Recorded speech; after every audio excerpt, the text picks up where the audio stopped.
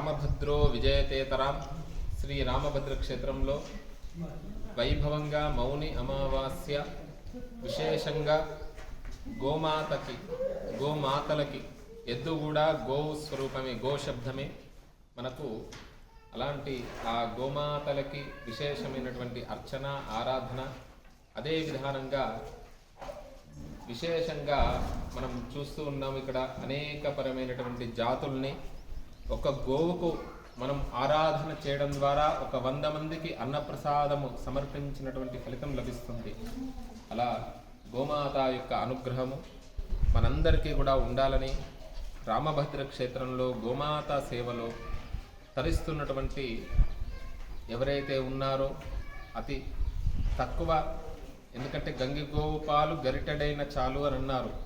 కావున దేశీ గోవులు కూడా చాలా తక్కువనంట. మిగతా జాతులన్నీ కూడా ఒక 50 లీటర్లు 20 లీటర్లు కూడా ఇచ్చేటువంటి ఉంటాయి. కానీ ఈ దేశీ గోవులు ఏమిటి అంటే 2 నుండి 5 లీటర్లు మాత్రమే పాలను మనకు ప్రసాదిస్తుంది. అందుకనే అమ్మ, ఆవు, ఇల్లు, ఈశ్వరుడు అని అన్నారన్నట్టు. అమ్మ తర్వాత అలా సమానమైనటువంటి అనుగ్రహాన్ని కలిగించేటువంటిది గోవు. అందుకనే భూమి ఎప్పుడు ఆనందపడుతుంది, భూమి యొక్క రుణం మనం ఎప్పుడు తీర్చుకుంటాము అంటే గోమాత యొక్క అనుగ్రహం ఉండడం ద్వారా. అలా దేవతలు, ఋషులు, పితృదేవతలు కూడా అనుగ్రహం ఉంటుందంట. ఇలా అనేక పరమైనటువంటి గోవుల్ని కేవలం గోవులకు మనం చేస్తలేమంటే గోవులే మనకి తిరిగి చేస్తున్నాయి. అందుకనే గోసేవ చేస్తున్నామనంటే మనం ఎవరం గోసేవ చేస్తలేము. గోమాత అనుగ్రహము ద్వారా వాటి దర్శనము, వాటికి దాన పెట్టేటువంటి శక్తి మనకు అలా కలుగుతుందంట, వాటికి సేవ చేసేటువంటి శక్తి. కాబట్టి ఆ గోవులే మనకు చేయడం ద్వారా మనం ఉన్నతంగా, ప్రశాంతంగా, ఆరోగ్యంగా ఉండి తిరిగి వాటికి ఒక కృతజ్ఞతా భావముతోని వాటికి సమర్పించడము. అలా ఎప్పుడు కూడా నిరంతరము కూడా అంబా అంబా అంటుందంట. అంబా అంటే సంస్కృతంలో అమ్మ అని అర్థం. మనమన్నా భగవన్నామం స్మరిస్తామో లేదో కానీ స్మరణ అంటే కూడా విశేషం. ఇక్కడ సకారం తీస్తే మరణం అవుతుంది అన్నట్టు. కాబట్టి స్మరణ చేయాలి ఎప్పుడు కూడా.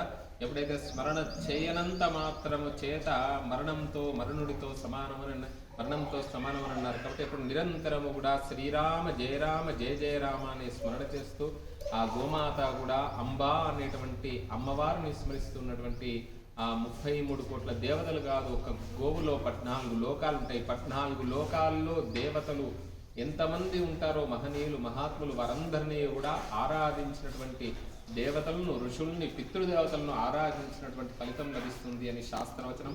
అలా గోమాత అనుగ్రహం, ప్రసాదం అందరికీ కలగాలని మౌని అమావాస్య రోజు, ఈరోజు పంచగ్రహ కూటమి సందర్భంగా అందరికీ కూడా అంటే ఎప్పుడు కూడా ఈ గ్రహ కూటమి, షడ్గ్రహ కూటమి కానివ్వండి, పంచగ్రహ కూటమి కానివ్వండి, ఇలా వచ్చినప్పుడు ఒక 3-4 మాసాలు కొంత మనస్సు చంచలంగా ఉండడము, గ్రహాల యొక్క ప్రభావం ద్వారా అలజడిగా ఉండడం జరుగుతుంది. కాబట్టి అందరూ కూడా ఎవరు కూడా అధైర్యపడకూడదు. మనస్సును ప్రశాంతంగా ఉంచుకోండి, ఎవరిని విమర్శ చేయకండి.